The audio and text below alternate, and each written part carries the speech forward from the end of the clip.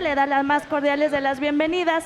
Les pedimos por favor que en sus celulares los mantengan apagados o en silencio para no distraer a los ponentes. Igual les decimos que no es posible acercarse a las ventanales ni tampoco a las pinturas. De igual forma, les pedimos que no consuman alimentos, bebidas ni goma de mascar. Que disfruten la actividad. Buena tarde. Muy buenas tardes. Agradecemos a la Feria del Libro del Palacio de Minería por este espacio.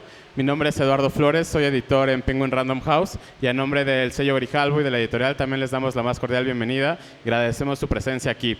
Estamos también muy contentos de que nos acompañen dos grandes periodistas, además del celebrado de este libro, que son Jacaranda Correa y Emiliano Ruiz Parra.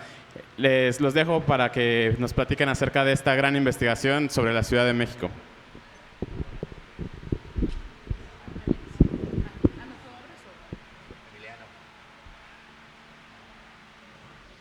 Hola, ¿qué tal? Muy buenas tardes a todas y todos. Muchísimas gracias a Alejandro Almazán por haberme invitado a estar aquí en la presentación de este libro que le ha tomado tantos años, que es el producto de un trabajo muy intenso, muy serio, de mucho tiempo. Me honra tu invitación, querido Alex. Qué chido compartir la mesa con Jacaranda Correa. Y muchas gracias a todos ustedes por estar aquí en esta tardecita calurosa de domingo. Voy a decir algunas palabras para comentar el libro y comentar también a Alejandro. Quiero disculparme porque lo que voy a decir está contaminado con mis recuerdos de mi propia amistad con Alex Almazán, así que advertidos todos, ¿no? Bueno, y esos recuerdos empiezan no como recuerdos personales, sino como recuerdos de un lector. Hace 20 años, más o menos, recuerdo empezar a leer Almazán por primera vez en el Universal, ¿no? En la revista esta dominical que tenía el Universal. Alejandro era cronista, era un cronista estrella, junto con otros colegas, algunos de ellos que han dejado de publicar. Pensaba, por ejemplo, en Óscar Camacho Guzmán, ¿no? Que era un cronista buenísimo, pero que hace tiempo le he perdido la pista. Alex era, digamos, el cronista joven y escribía un montón sobre la ciudad. Y tenía además, y eso era muy padre, que tenía Alejandro un acceso muy chido a la oficina del jefe de gobierno. Tenía algunas fuentes que me acuerdo estaban identificadas. Me acuerdo que citaba a Pío López Obrador, este personaje que se ha hecho muy importante, muy famoso recientemente, hermano del ahora presidente de la República. Y también tenía otras fuentes que no estaban identificadas, pero que le contaban, ay, qué bueno que le bajaron, que le contaban cosas muy padres. Entonces, leer Almazán, me acuerdo en aquellas crisis como los videoescándalos, como el desafuero, pues era realmente poderse meter, ¿no?, a la ventana. Estoy hablando de hace 20 años. ¿Qué quiero decir con esto? Que el acceso de Alex a la política mero interna, mero interior del gobierno de la ciudad, pues ha sido desde hace mucho muy profunda, ¿no? O sea, esto no es un libro para Alex que se le haya ocurrido recientemente, ¿no? Este es un trabajo que él trae de décadas y eso se le nota mucho, ¿no? Quiero también platicar que Alejandro pues es el hijo pródigo, ¿no? Esto me lo ha dicho o lo he yo pescado como de aquí a allá, de un barrio bravo de esta ciudad, la colonia Arenal, ¿no? Uno de esos barrios en donde no hay cines, no hay parques, no hay bibliotecas, no hay empleo, pero sí hay drogas, hay pandillas, hay armas y hay un ruido infernal de los aviones que despegan y aterrizan a pocos kilómetros porque está cerquita del aeropuerto, ¿no? En esa colonia, su madre mandó a sus hijos a la escuela hasta la universidad, gracias a que trabajó incansablemente en una tienda de abarrotes. Y a mí me parece muy poderoso esto, ¿no? Porque cuántos chavos como Almazán pudieron sacar la cabeza gracias a una tiendita, ¿no? A esos negocios familiares que ahora los ha ahogado el Oxxo y los 7-Eleven. Por ahí hay un estudio que dice que cada Oxxo asfixia 12 tienditas familiares, ¿no?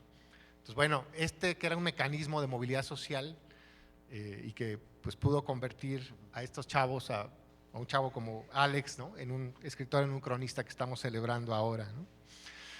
Este libro, Jefas y Jefes, me parece a mí que es un servicio a la memoria histórica de esta ciudad y de este país, y creo que eso vale mucho, ¿no? Es un libro clavado, es decir, es un libro profundo que aspira a contar 25 años de gobiernos que se supone que son de izquierda, o al menos progresistas, o al menos de centro, ¿no? 25 años en los que solo se construyó una línea del metro, que por cierto se cayó, ¿no?, en comparación con las 9 líneas que se construyeron en los 30 años anteriores. Sé que las cosas no se pueden comparar así en blanco y negro, pero nada más dejo ese dato, ¿no?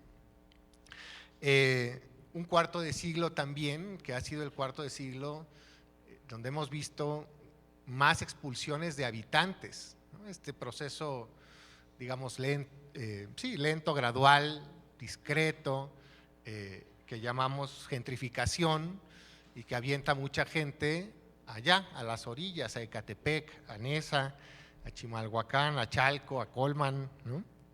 Un cuarto de siglo en el que se cuadruplicó el parque vehicular y las rentas se fueron a los cielos. Este libro tiene un montón de detalles y eso creo que es su gran aportación, ¿no? O sea, Alejandro va gobierno por gobierno, crisis por crisis, contando qué pasó. Uno se acuerda de las cosas que leyó superficialmente en el periódico y por fin entiende muchas cosas, como que caen las piececitas del Tetris. Y eso, pues realmente creo que en un país en donde además hay muy pocos biógrafos, hay muy pocos cronistas históricos, ¿no? Es difícil encontrar estos trabajos extensos, profundos, voluminosos de la historia reciente. A mí me parece que es una gran aportación de Alejandro. Es muy sintomático, por ejemplo, como Rosario Robles, que pues ya no tiene nada que perder, que está hablando por teléfono desde el reclusorio, pues es la que cuente, la que sea quizá más pues más franca, más honesta, ¿no? Y la que menos hable es Claudia Sheinbaum, la que tiene aquí, digamos, más miedo. Por cierto, hay un capítulo muy interesante sobre la relación de Claudia Sheinbaum con el feminismo que no es de Alejandro Almazán, que es de Ingrid Urgellés, que también recomiendo mucho que se lea con detalle.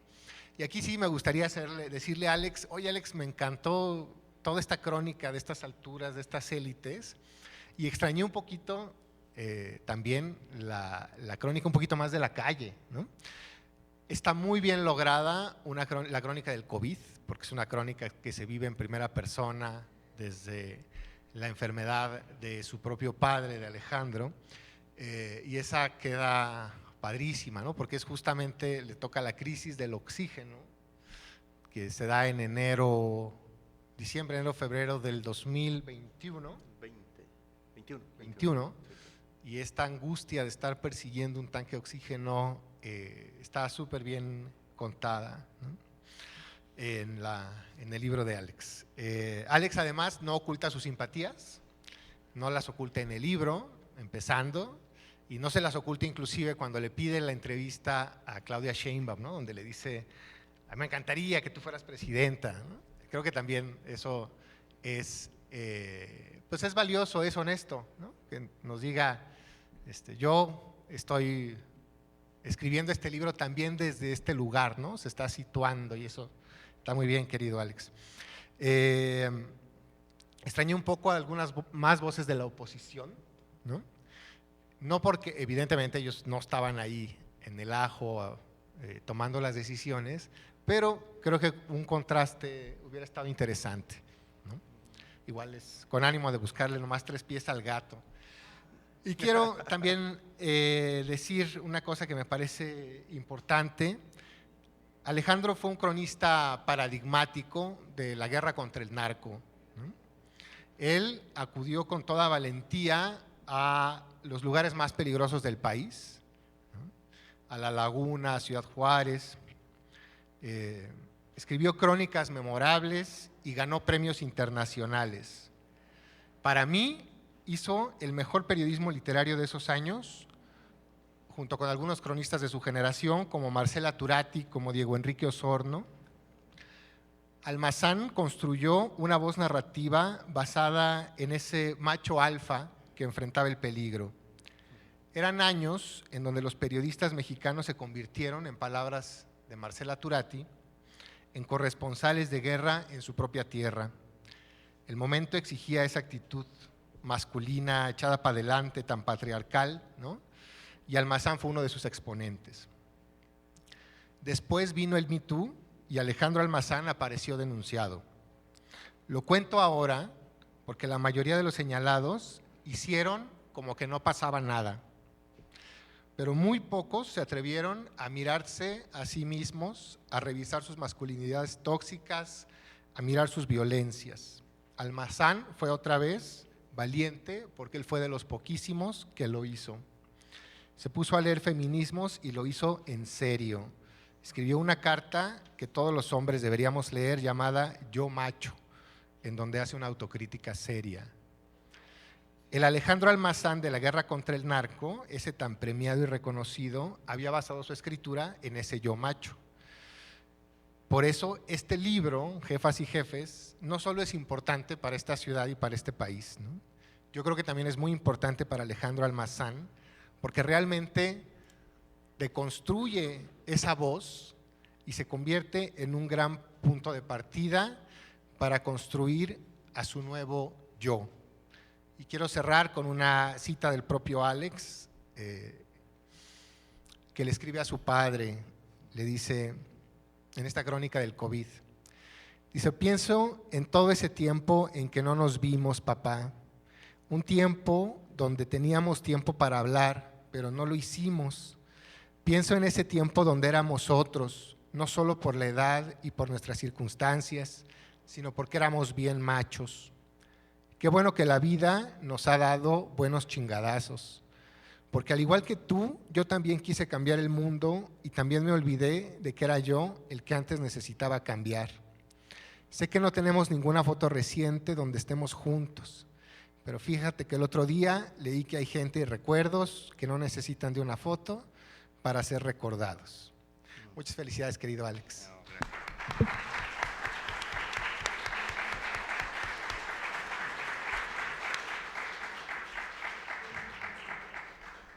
Ya nos dejaste con las lágrimas, Emiliano, no se vale.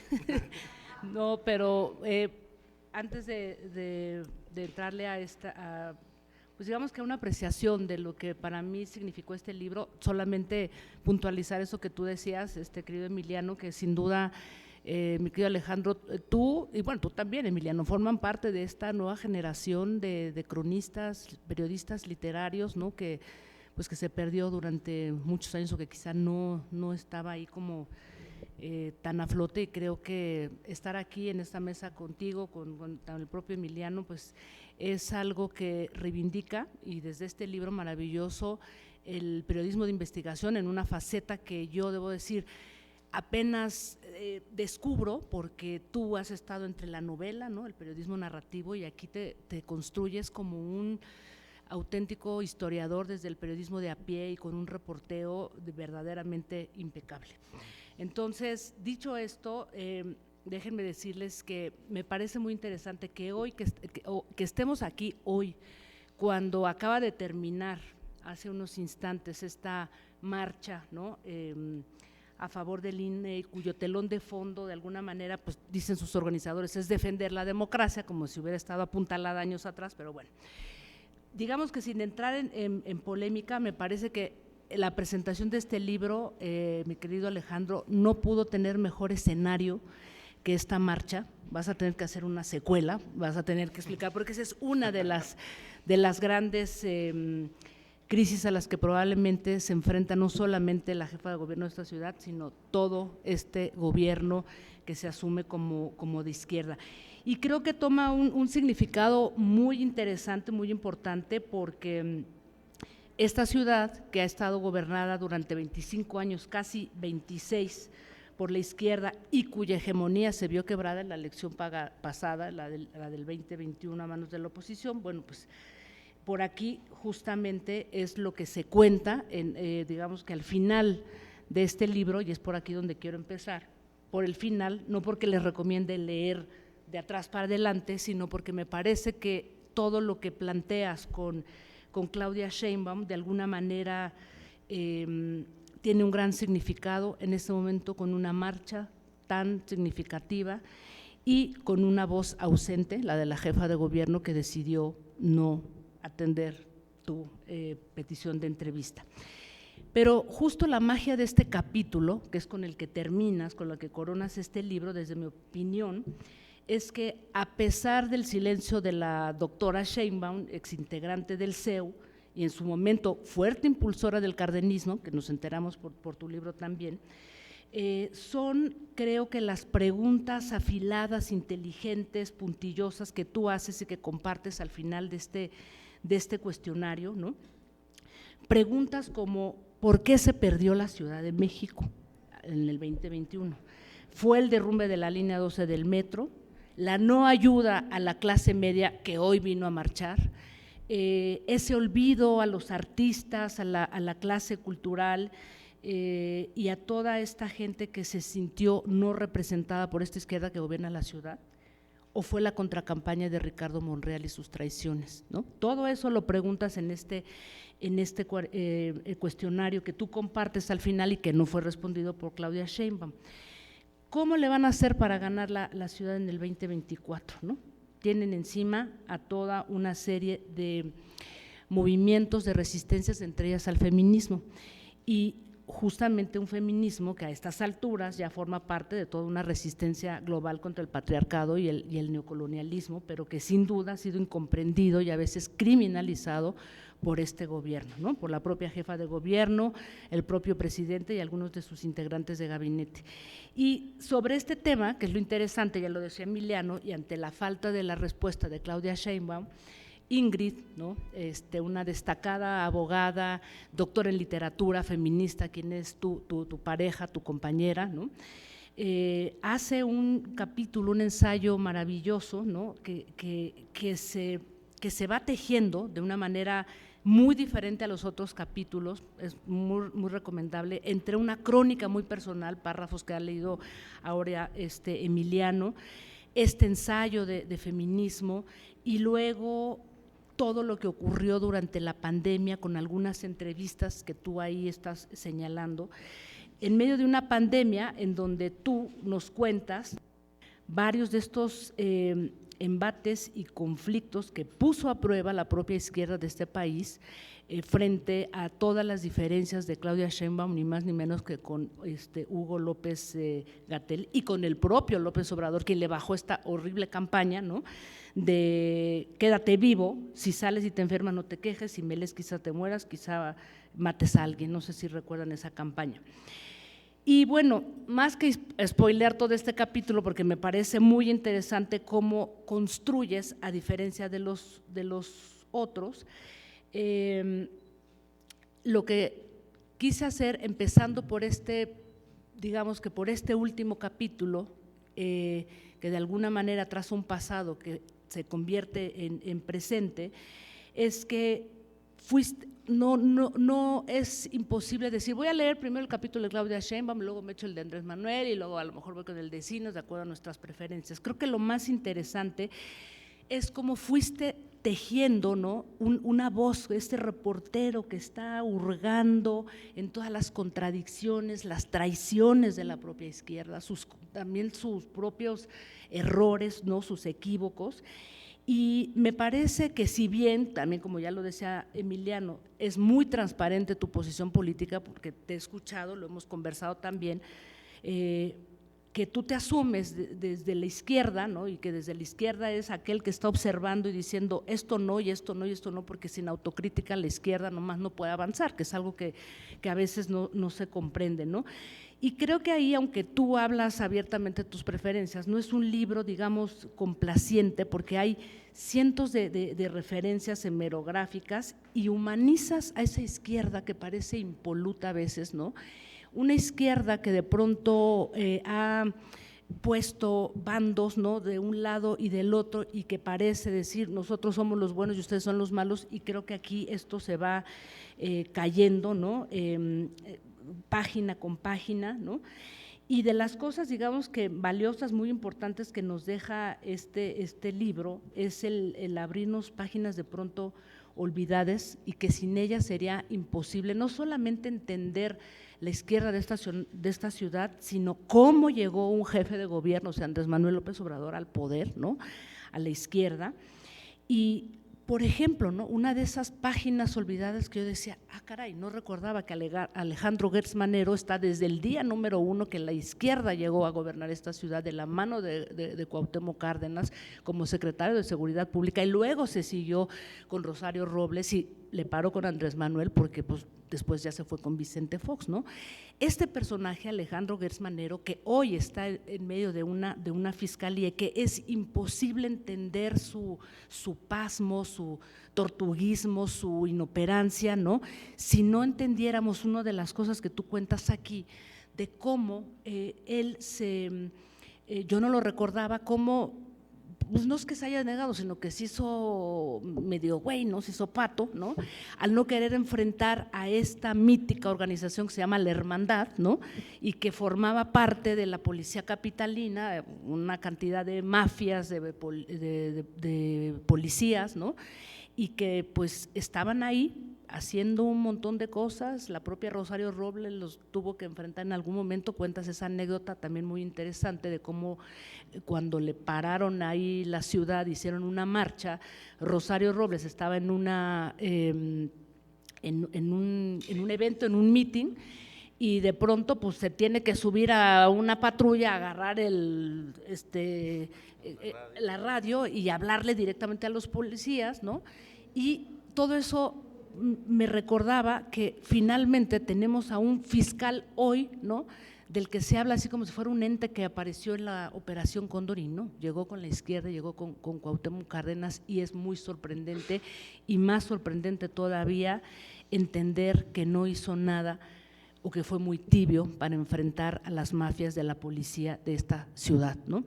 Y luego también, pasando por eso, también hablas de otros momentos que me parecen también muy interesantes y que yo no recordaba, ¿no? Por ejemplo, el de Rosa Isela, la actual secretaria de Seguridad Pública, ¿no?, quien de ser una destacada reportera de La Jornada pasa a formar este grupo y a liderar el grupo de las comandantas del PG aquí en la Ciudad de México, ¿no?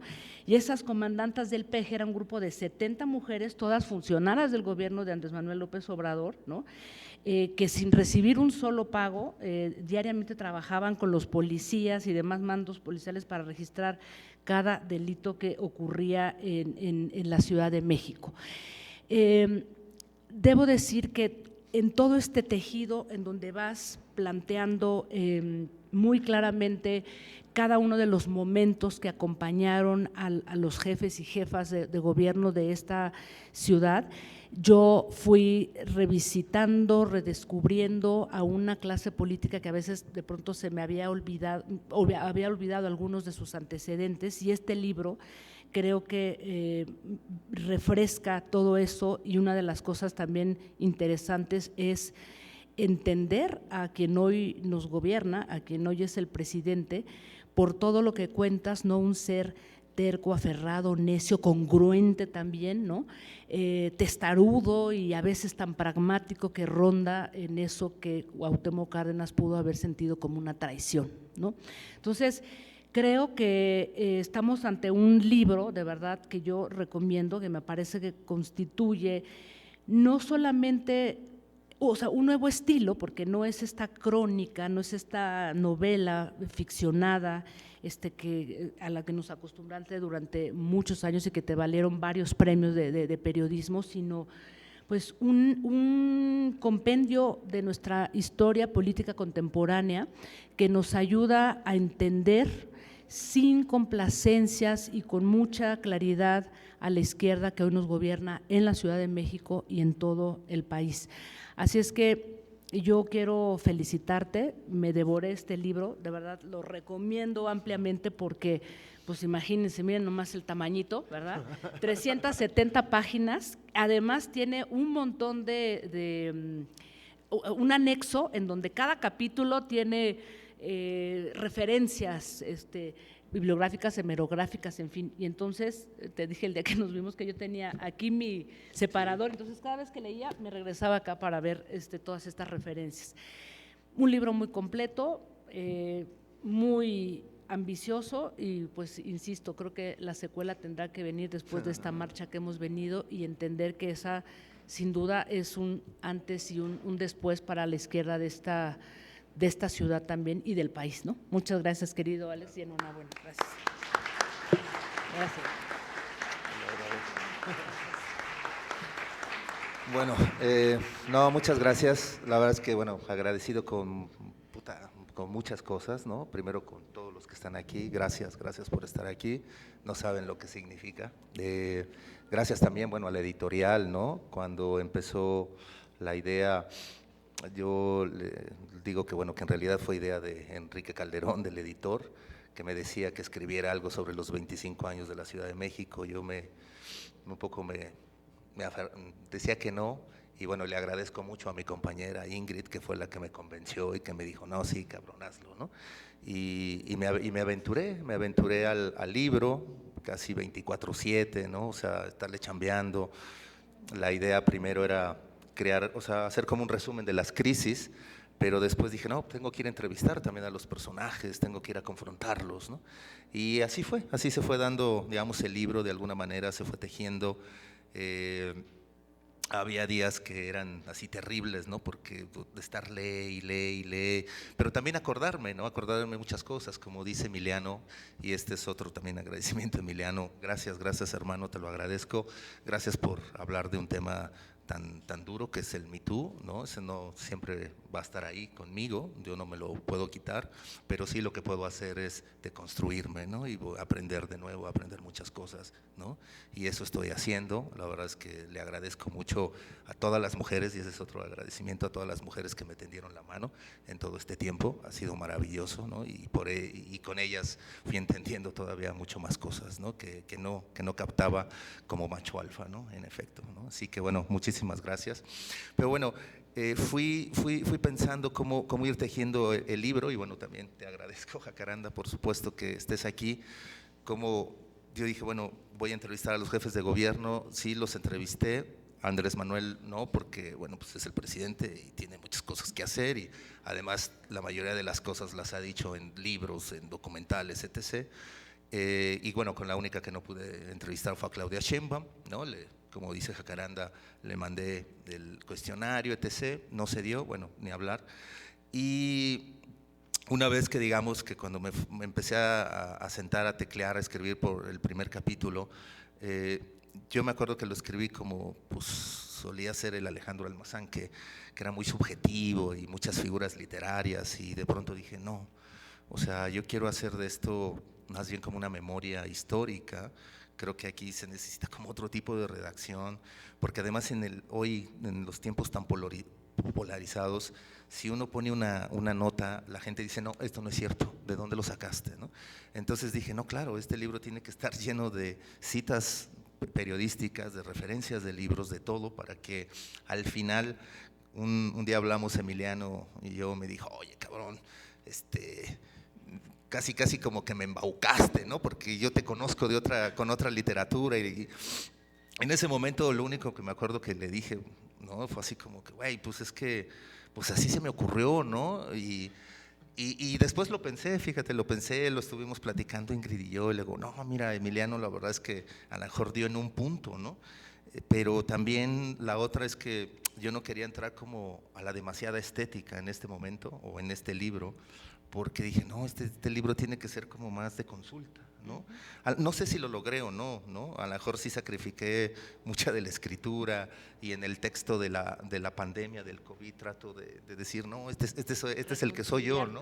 Claro, este soy, pero en este momento tengo que escribir un libro un poco más serio. El otro día leía un comentario de alguien ahí en Amazon en donde decía, pues está padre el libro, pero me sacó de onda el COVID, ¿no? O sea, como que es un texto que no tiene nada que ver por la escritura, claro, ¿no? Y yo dije, claro, si todo el libro hubiera sido así, seguramente hubiera habido muchas críticas, hubieran dicho, no, esta madre no sirve, ¿no? Etc. Porque creo que en este momento así ocurre, y de un lado y de otro, ¿no? Es decir, a cualquiera de los bandos hay que ponerles las referencias, hay que ponerles esas notas, ¿no? Y bueno, decidí, conforme iba reporteando e iba escribiendo, pues empezó a salir la basura debajo de la alfombra, ¿no? Y yo, que me considero alguien de izquierda, alguien que he votado, ¿no? por el obradorismo, ¿no? Porque bueno, no hay izquierda, es un obradorismo ahí medio raro, y bueno, yo que he votado por el obradorismo, que es lo más cercano, ¿no? Pues me empezaba un poco como en shock, ¿no? En decir, puta, pues voy a tener que revelar estas cosas, y entonces me confronté al otro Alejandro, ¿no? Al reportero, o sea, sí simpatizo, ¿no? Claro, siempre digo, mira, yo soy pro AMLO, pero no le compro todas, o sea, en esto está mal, hablas, o sea, no soy un zombie. Lo fui hace yo creo que 20 años, 25 años, yo creo que me contagié, pero me vacuné y ya todo bien, ¿no? Pero sí, o sea, no lo niego. Pero en este momento era como, bueno, pues lo que salga va a salir, y el reportero al final pues va a preguntar, ¿no? Cuestiona, confronta, incluso aun cuando está toda la información uno sigue dudando, ¿no? ¿Y por qué también me pasa esto? Porque conforme yo iba reporteando, iba escuchando varias versiones, ¿no? De una sola, ¿no? O sea, por ejemplo, yo inicio con una anécdota en donde Cuauhtémoc Cárdenas me niega que él haya vetado a Porfirio Muñoz Ledo para la jefatura del 2000, de la jefatura del DF. Porfirio también en una entrevista llegó a decir que no, que quien se lo pidió fue López Obrador, pero él no quiso porque se iba a enfrentar a los cardenistas que no lo querían, que era cierto. Rosario no sabe a bien qué pasó, pero hay otra fuente que ahí no la puedo revelar, ¿no? Son muy pocas las fuentes que no revelo, la mayoría está on the record, ¿no? Pero bueno, una fuente, me acuerdo cuando me lo contó hace años, porque bueno, pues en efecto, como dice Emiliano, yo no entré, digamos, a la política o a cubrir la política ahorita que se me animé, sino que bueno, pues ya tenía ahí una chamba, y también por eso creo que fue fácil contactar a Cuauhtémoc, a Rosario todavía en la cárcel, a Encinas, a Marcelo, ¿no? Con Mancera fue un poco más difícil, pero finalmente accedió. Y bueno, cuando iba yo viendo, bueno, y la otra persona me dice la versión, me dice, mira, yo estuve ahí, fue un desayuno donde estaba Cárdenas, estaba Andrés Manuel, estaba Porfirio y estaba yo.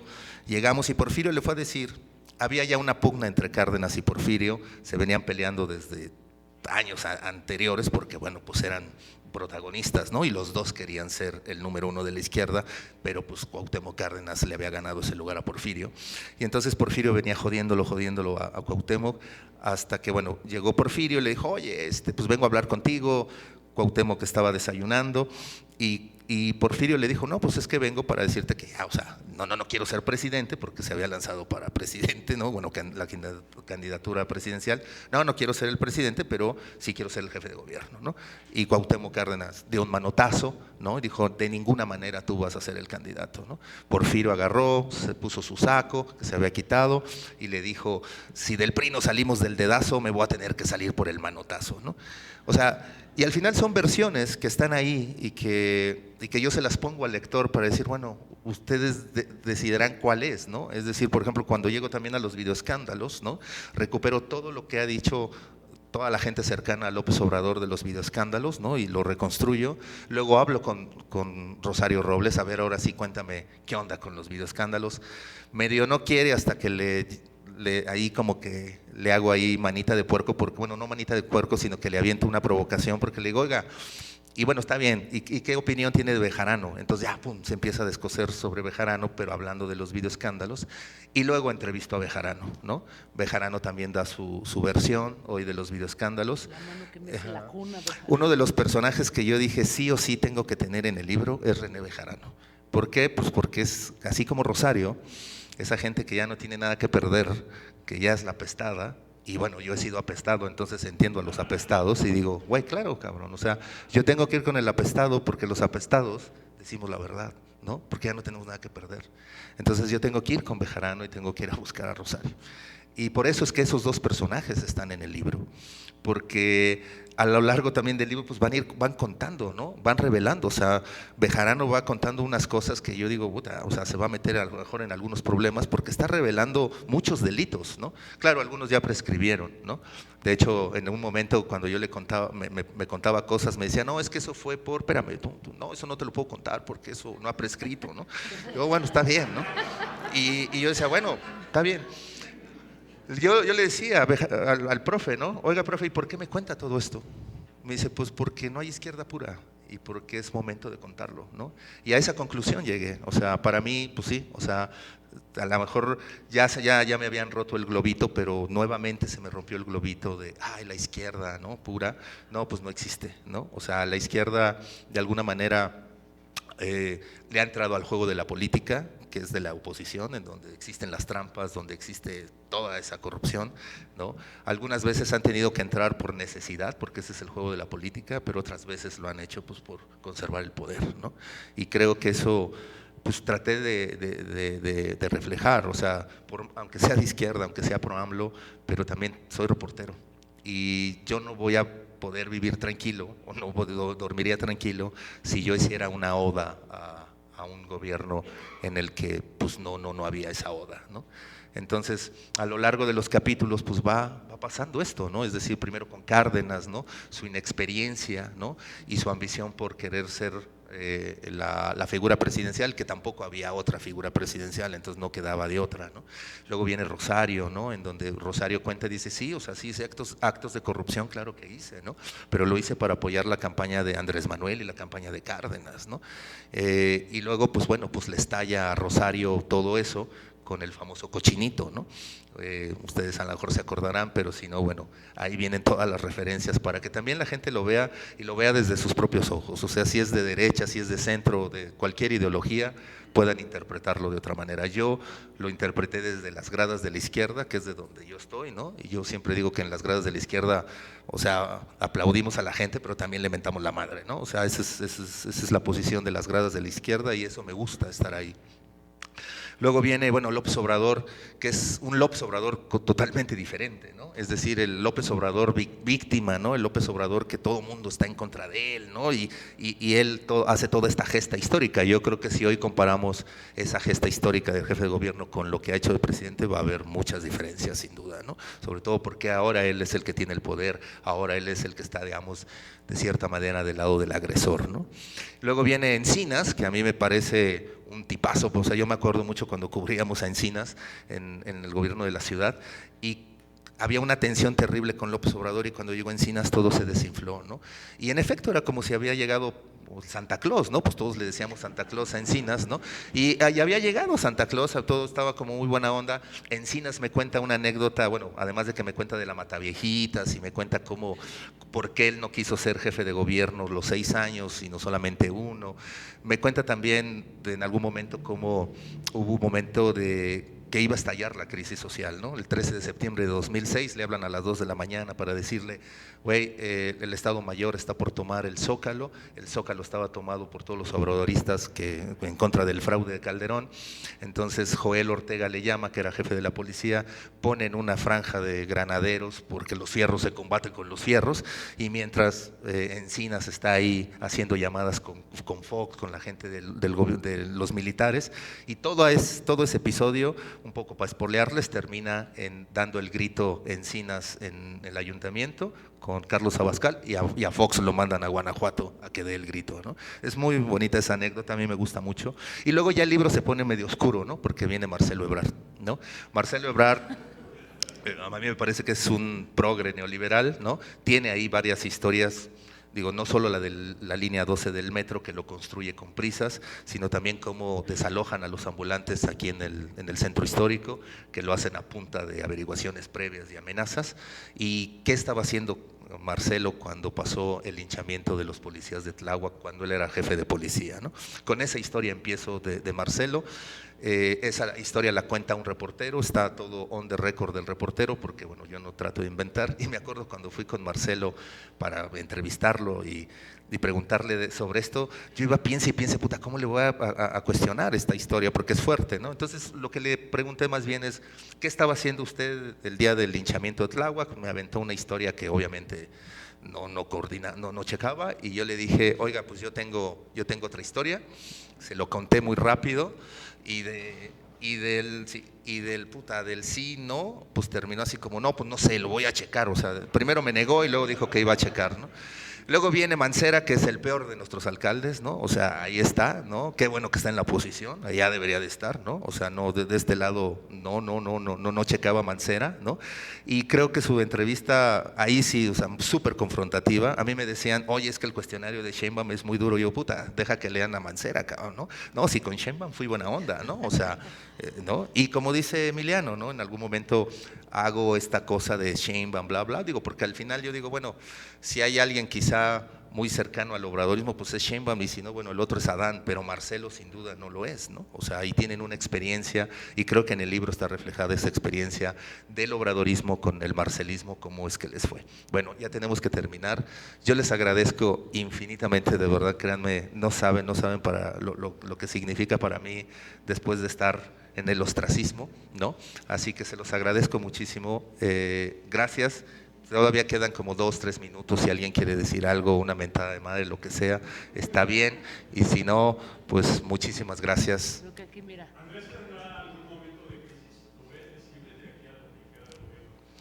Pues mira, tienen el poder y las pueden manejar, pero pues por supuesto que van a seguir teniendo crisis, ¿no? O sea, y cada vez creo que las manejan menos, ¿no? O sea, su problema que tienen con el feminismo, ¿no? Que no lo entienden ni él ni Claudia Sheinbaum, y obviamente tampoco su equipo, ¿no? No, podría ser, pero también yo sí creo que en la oposición, ¿no? O sea, bueno, yo al menos yo no veo una oposición realmente inteligente, ¿no? Que venga con propuestas, ¿no? De gobierno. O sea, lo único que yo hasta lo que leo de la oposición, pues son en contra de Morena, pero no sé qué es estar en contra de Morena. ¿Quién tiene más posibilidades reales de ser presidente o presidenta de México? Pues tendría que ser Claudia, pero yo no entiendo por qué sigue siendo jefa de gobierno, porque cada día es un desgaste para ella. La ciudad es un polvorín, entonces cada vez creo que se puede desgastar, y a lo mejor el que le toca de rebote es Adán Augusto, ¿no? No, yo creo que es Adán Augusto, porque, o sea, ¿no? Porque además es del grupo más cercano de Tabasco a López Obrador. Ahí van a ver la anécdota de los topicos, los toficos, ¿de dónde viene Marcelo, no? Porque pues Marcelo viene desde aquel grupo que le llamaban los toficos, que era un dulce que yo no conocía, y su eslogan era, qué ricos. Entonces, como ella era pura gente de dinero, pues les decían los toficos, ¿no? Y estaba Salinas, estaba Camacho Solís, Marcelo Ebrard, ¿no? O sea, vienen desde la Facultad de Derecho y de Economía. Ahí otra. A él no lo puse porque en realidad fue más un administrador, ¿sabes? O sea, es decir, a diferencia de Encinas o de Rosario, que sí fueron verdaderos jefes de gobierno, ¿no? O sea, a ellos sí les tocó operar. A Mieva no, a Mieva ya nada más le tocó como borrar la corrupción, ¿no? Pero pues no le alcanzó, porque pues mira, al final 15 muy cercanos a Mancera terminaron en la cárcel, ¿no? Bueno, pues gracias.